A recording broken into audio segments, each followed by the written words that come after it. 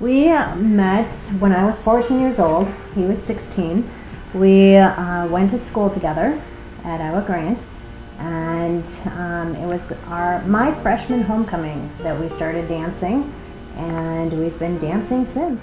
My dad bought the farm back when he was, I think after he got out of service, and he bought his first chunk of land back then, and it's been in the family farm. We've grown since then. So we were both very independent. You know, I knew that he was always working, and it is who he was, and he loved to work. He loved the farm. So the long hours, definite long hours, but he enjoyed it. We have 3 children.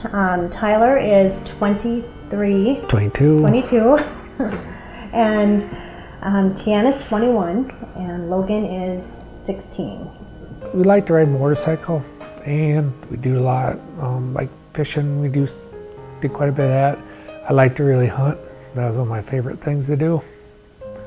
I enjoyed that a lot. We went out to Sturgis a couple times. We've been to Daytona. We went down there once, and we've been out in Iowa, a few places out there. They have bike rallies out there, and we've been out there like 3 times, so we really enjoyed that. Always picking corn at Dad's. Last year was a real wet year for corn. Just give me a minute.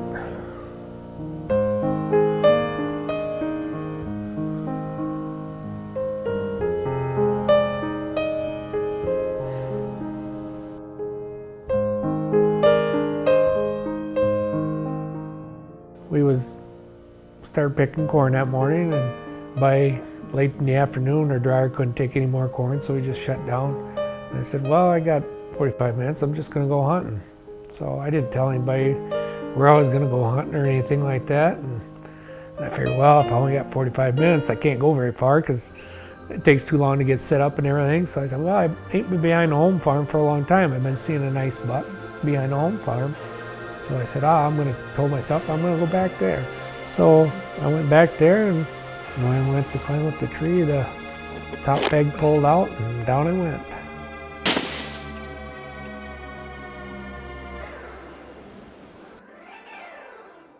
Yeah, I thought I was gonna land on my feet, or somewhat on my feet, but if my pant leg wouldn't have caught on one of the pegs going down, I'd probably, maybe had some broken bones or something like that, but I ended up flipping me upside down. I landed on a log right on my neck, so that's what kind of.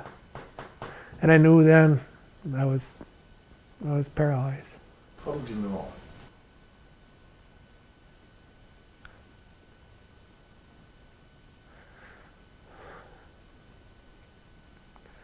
Because I knew I couldn't move my feet and hands.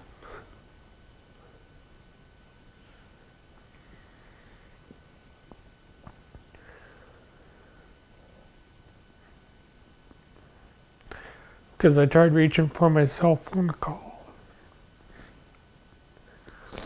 I knew I had when I was sitting there, I was reaching for my phone.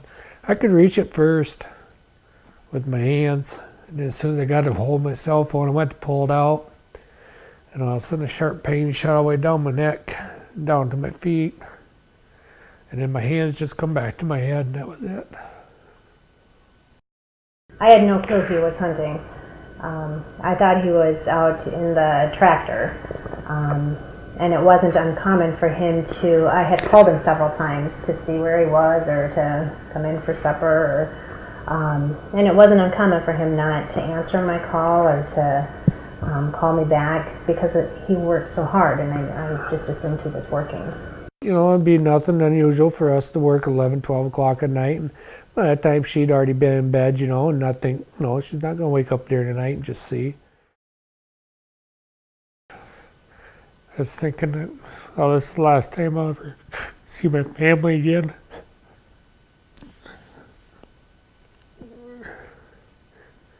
And I was just praying to the angel above it, at least let me see my family again. And, I feel bad. But I'm still here today, so I must pray pretty hard.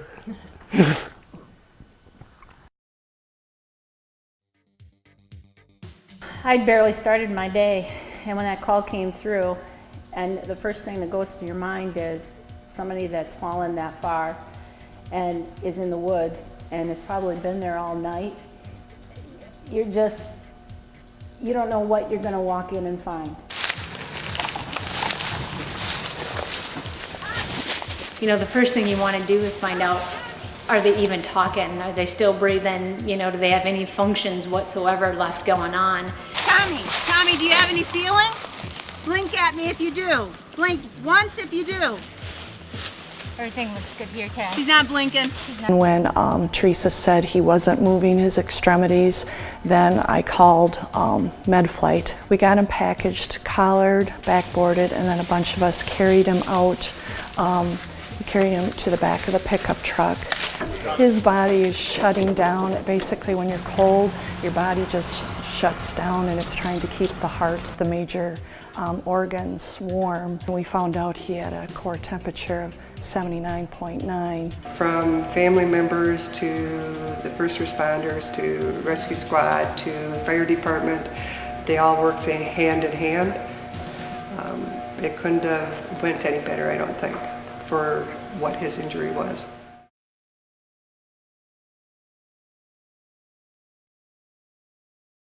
I knew that we was looking for a place to go for rehab. And my wife was calling around to different places, and she could tell more about that than I could. But when she said we could go to Dodgeville, I was very happy, because at Dodgeville Hospital at Upland Hills there, they were willing to take me in to work with me. I think that was I wanted him to have the best rehab possible. That is his way that he's going to heal and recover from this. So I did call around, and I chose Upland Hills Health because of the way they responded. They were so anxious to take him on. He's awesome. He is one of the most hardest working patients I've ever had a chance to work with. He is highly motivated, very committed, and his determination to get better is amazing. I have never worked with somebody before, no matter what the diagnosis, with just the optimism that he comes in with every day and the motivation to get better.